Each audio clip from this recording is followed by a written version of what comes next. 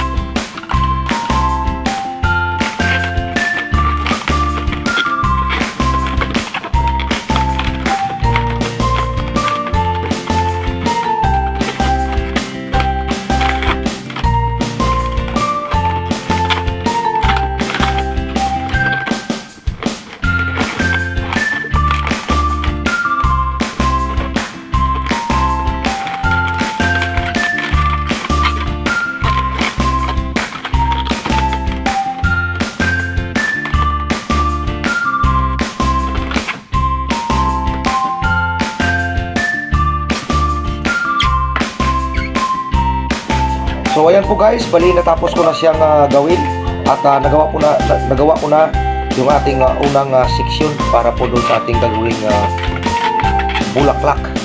So sunod guys ay gagawa po tayo ng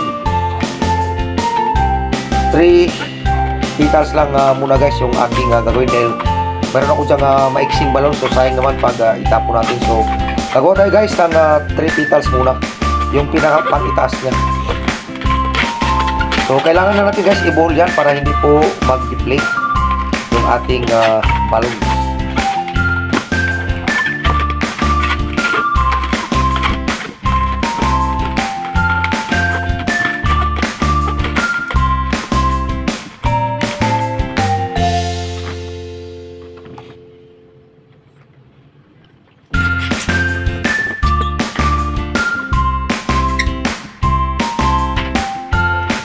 So ayan guys, bali nagawa ko na rin yung ating pang tatlong section doon sa pangitaas. So sunod guys ay nagawa ko tayo ng yung panggitna o yung ating second section. So additional guys na 260Q na long balloons at nagawa tayo guys ng 6 na petals na taga 3 fingers or 4 fingers loop. So bali 6 po yung ating gagawin dyan para po mabuo na po natin yung ating ginagawang isang uri ng bulaklak. So ang paggawa guys ay same lang po nung una, nung paano ginawa yung ating unang section. So una guys ay isang maliit na finger bubble, tapos i-twist lang, tapos isang 3 finger loop.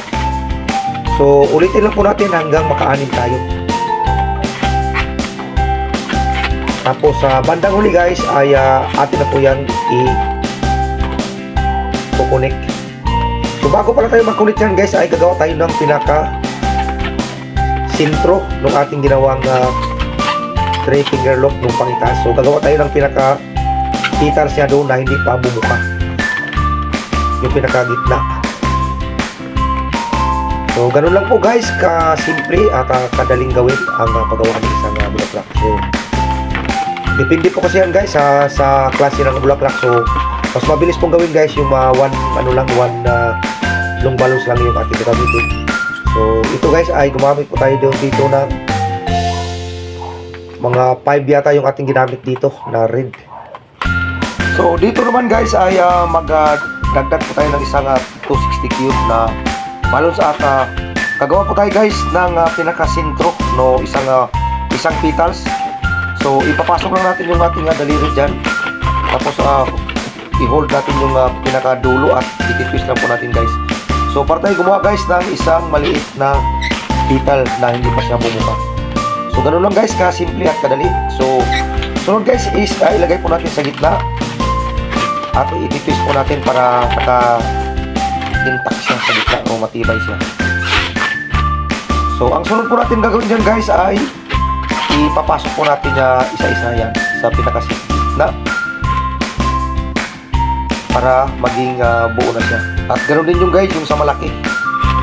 So pwede naman guys bago nyo ipasok is alisan nyo muna ng hangin. So hindi ko lang muna inless guys dahil gagawa po tayo kasi mahaba yung ating linagay na balloons. So sayang naman pagputulin natin is gagawa ko ng kanyang pinaka base. So hindi ko po siya kapitan guys ng stem. So ang purpose ko dito guys ay pwede ko siyang ilagay sa ibabaw ng mesa. Pang center table, pwede ko natin doon yan ilagay. At gagamit lang po tayo ng double adhesive tape o balloon glue para po ikapit natin siya sa pinakagitna ng mesa. So ganun lang guys ang ating ginawa na isang uri ng bulaklak. So gagawa ko dito guys ng tatlong